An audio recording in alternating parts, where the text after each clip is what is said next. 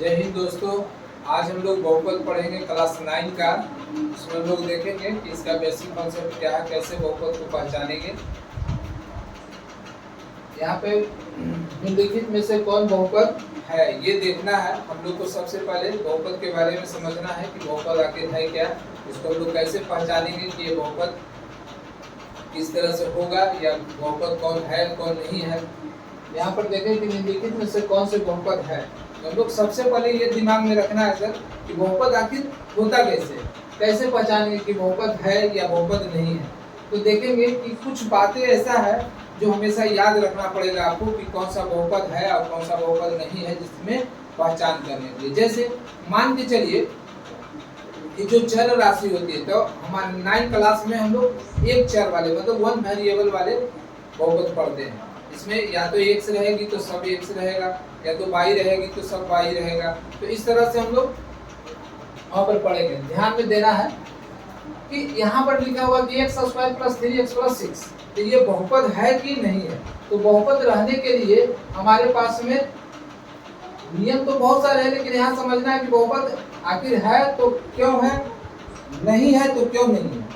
यहाँ समझना है कि जो x यहाँ पर लिखा हुआ है, यहाँ x चर का बहुपद है।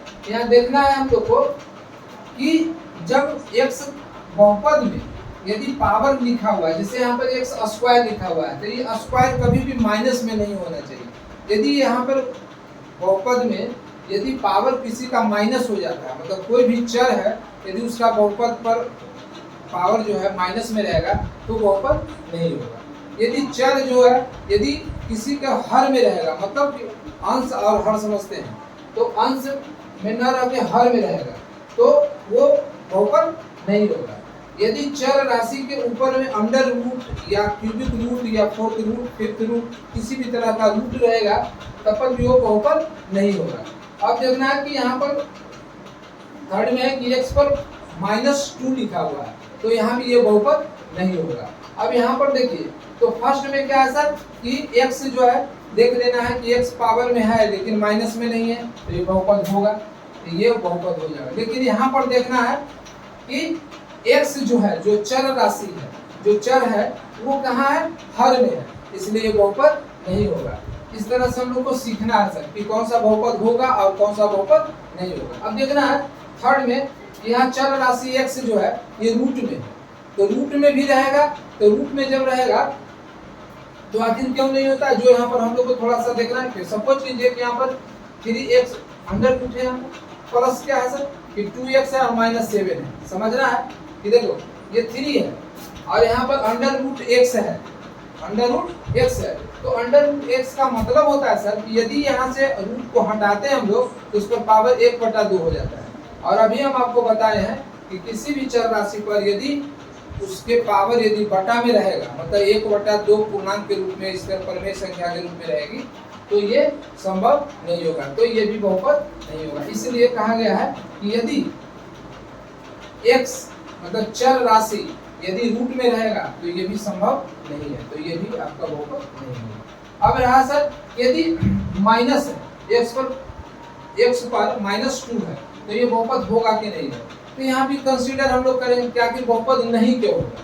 तो नहीं इसलिए होगा कि हम लोग क्या जानते हैं, एक घातांक करने का सूत्र होता है x पर पावर -1। x पर पावर -1 का सूत्र क्या होता है बच्चों, ये होता है कि 1 और x जो होता है हर में चला जाता है। तो फिर अभी बताए हैं क्या कि x जो है बटा में आएगा तो वो बहुपद नहीं होगा।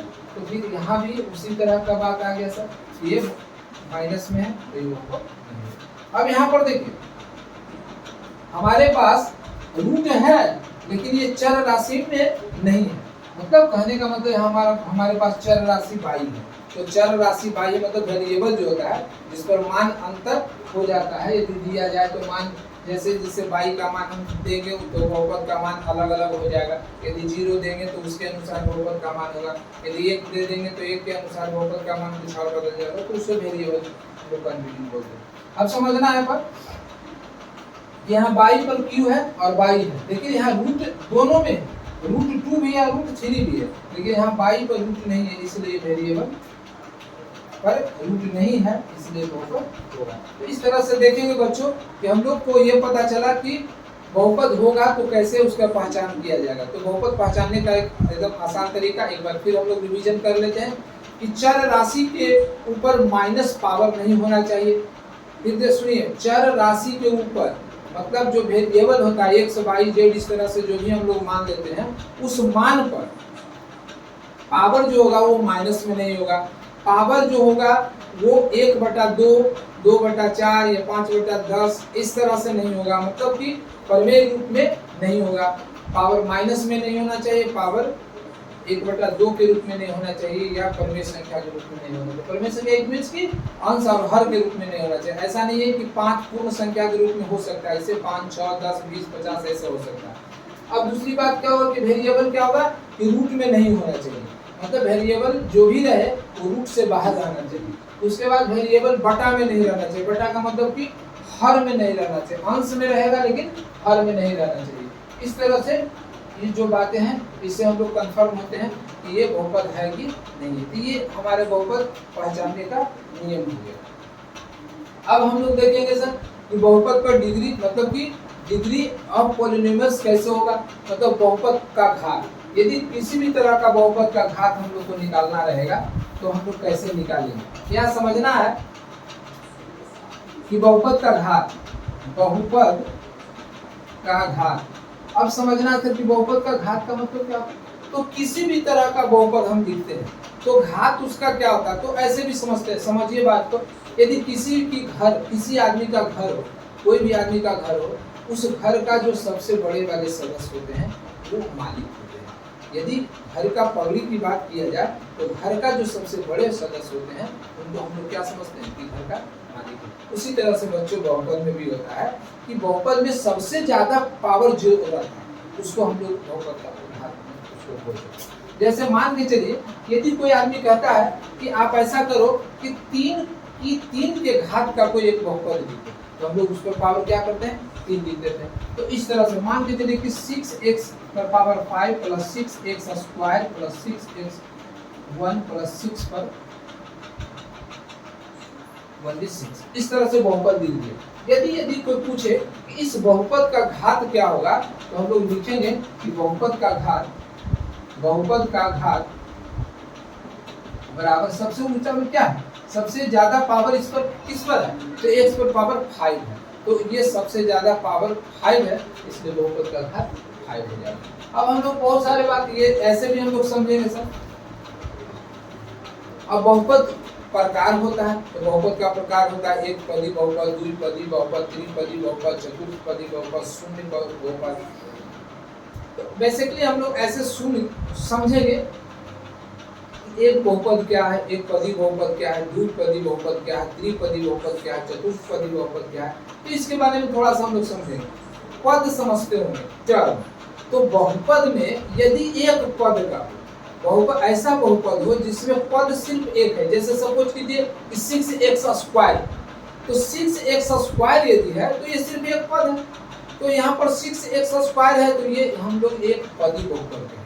क्या कहेंगे बच्चों, एक पदी बहुपद। लेकिन यदि रहेगा 6x स्क्वायर प्लस 5, तो 6x स्क्वायर प्लस 5 यदि है तो हम लोग फिर कहेंगे कि देखिए 6x स्क्वायर प्लस 5 है तो एक ये 6x स्क्वायर और प्लस 5 हो गया तो एक वो हो गया, तो एक और एक जोड़ के 2 हो गए, तो यहाँ पर हम लोग इसको कह सकते हैं कि द्विपदी बहुपद। उसी तरह से यदि 3 पद का 3 टर्म का यदि जोड़ के साथ यदि 6x square plus 2x plus 5 ऐसे कर दिए तो 3 टर्म हो गया, तो 3 टर्म्स जब हो गया तब इसको हम फिर कह सकते हैं कि 3 बहुपद, त्रिपदी बहुपद हो गया। उसी तरह से चतुर्थ बहुपद है। अब सबसे ज्यादा बच्चा कंफ्यूज कहाँ करते हैं, तो शून्य पद। शून्य बहुपद क्या होता है, तो शून्य बहुपद का मतलब होता है कि जितना भी चर का वैल्यू आ रहा है जिसका कोएफिशिएंट शून्य हो जाता है। अब कोएफिशिएंट जब शून्य हो गया तो उसका वैल्यू तो शून्य हो जाता है, तो वैसे कंडीशन में बहुपद का मान 0 हो जाता है। अब 0 हो रहा है, तब जैसे मान लिया कि 6x स्क्वायर है और उसके कोएफिशिएंट 0 लगा दिए तो 0 हो गया, तो वैसे में हम लोग उसको शून्य बहुपद। इस तरह से हम लोग बनाते चलेंगे कि एक पदी बहुपद क्या होगा, द्विपदी बहुपद क्या होगा, त्रिपदी बहुपद क्या होगा, चतुर्पदी बहुपद क्या होगा, शून्य बहुपद क्या होगा। ये सब बेसिक कॉन्सेप्ट की बात हो गई। अब हम लोग को इसमें नंबर के बारे में भी पढ़ना होगा। आपको क्वेश्चन आएगा कि पूर्णांक के बारे में, कि पूर्ण संख्या के बारे में, अपरिमेय संख्या के बारे में, पूर्णांक संख्या के बारे में, पूर्ण संख्या के बारे में, प्राकृत संख्या के बारे में, ऐसे ऐसे बहुत सारे संख्या की बातें आएगी। एक समूह दे दिया जाए और उसमें बोले कि देखिए कि ये बहुपद वास्तविक संख्या का है, ये बहुपद पूर्णांक संख्या का है, ये बहुपद पूर्ण संख्या का है, ये परिमेय संख्या का समूह। तो इस तरह से भी क्वेश्चन आएगा तो उसको हम लोग बनाना। तो इस तरह से बहुपद का ये बेसिक कॉन्सेप्ट है। अब कोई भी चीज है, जैसे सपोज कीजिए कि हम लोग को गुणांक के बारे में आप जान, कोफिशिएंट, कोफिशिएंट और पोलिनोमियल्स का कोफिशिएंट मतलब गुणांक, कोई बहुपद का गुणांक के बारे में पढ़ना होता है। तो यहाँ भी हम लोग देखेंगे, सपोज कीजिए कि गुणांक के बारे में हम लोग को पढ़ना है, तो गुणांक के बारे में पढ़ना है। तो यदि कोई आदमी ऐसे लिख दिया कि 6x² + 5x + 6, अब क्वेश्चन में आएगा कि x² का गुणांक बताएं, x² का गुणांक बताएं। तो x² का गुणांक इसमें क्या हो जाएगा, x² का गुणांक इसमें 6 है, तो यहाँ पर क्या हो जाएगा सर, x² का गुणांक 6 है। यदि कोई पूछता है कि x का गुणांक बताइए, तो x के साथ क्या गुणांक है, देखो बच्चों कि x के साथ क्या गुणांक है, यहाँ 5 है तो यहाँ पर 5 लिखेंगे। तो इस तरह से हमारे पास जो है गुणांक जो आएगा, तो इस तरह से हम लोग लिखेंगे। अब रहा कि बहुपद के पावर के बारे में, बहुपद के पावर के बारे में मान के चलिए, सपोज कीजिए कि पावर के बारे में, तो अभी आपको बहुपद का घात जो पावर कहते हैं उस तरह से आपको बताएंगे। अब यहाँ पर थोड़ा सा देखेंगे कि अब बहुपद के वैल्यू निकालना है। कभी कभी होता है कि बहुपद का मान निकालने के लिए आता है। तो देखो बच्चों, सपोज कीजिए कि एक बहुपद को लिखते हैं हम, एक बहुपद को लिखेंगे, समझिएगा यहाँ पर समझिए, ध्यान देना बच्चों। एक बहुपद, देखिए किसी भी आदमी का भी कुछ होता है तो एक नाम होता है। तो हम लोग ये बहुपद के बारे में पढ़ेंगे, तो बहुपद का कुछ न कुछ तो नाम देंगे। तो यहाँ पर देखिए, सपोज कीजिए कि ये 6, मान लीजिए कि 2x² + 6x + 6 ऐसे कर दिए।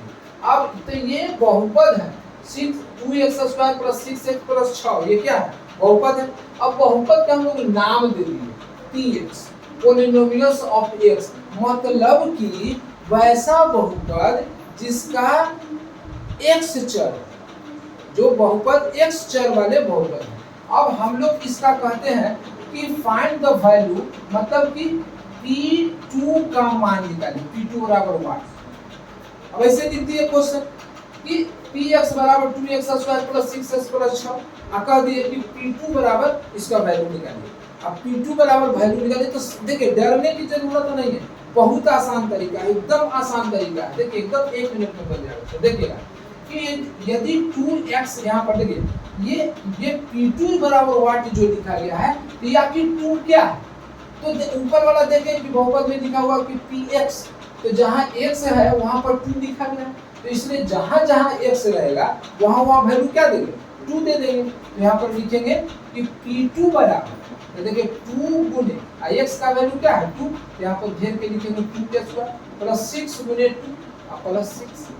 अब देखिए यहाँ पर क्या आ जाएगा, 2 गुने 2 दूनी 4 + 6 दूनी 12 + 6। अब देखिए सर 8 + 12 + 6, 12 8 20 26। ये देखिए सर p2 का वैल्यू क्या निकल गया, ये 26 निकल गया। तो इस तरह से आसान है, मतलब कि एकदम ही आसान है। सपोज कीजिए किसी यही क्वेश्चन में यदि कहता है कि p0 निकालिए, क्या निकालिए, p0 निकालिए, तो p0 निकालेंगे सर, तो p0 भी हम लोग निकाल लेंगे। तो p0, तो जैसे यहाँ पर p2 के जब x के जगह पर 2 दिए, तो यहाँ पर x के जगह पर क्या देंगे, 0 देंगे। फिर लिखेंगे सर कि 2 × 0 के स्क्वायर, 2 × 6 × 0 + 6। अब देखिए 2 × 0 हो जाएगा, और 6 से किसी भी, मतलब कि 0 तो किसी से गुना कीजिए, किसी से भाग दीजिए, उसका वैल्यू 0 हो जाएगा +6। तो ये क्या हो जाएगा सर, 0 + 0 + 6, मतलब सर 6 आंसर। तो इस तरह से हम लोग क्या करेंगे, निकालेंगे।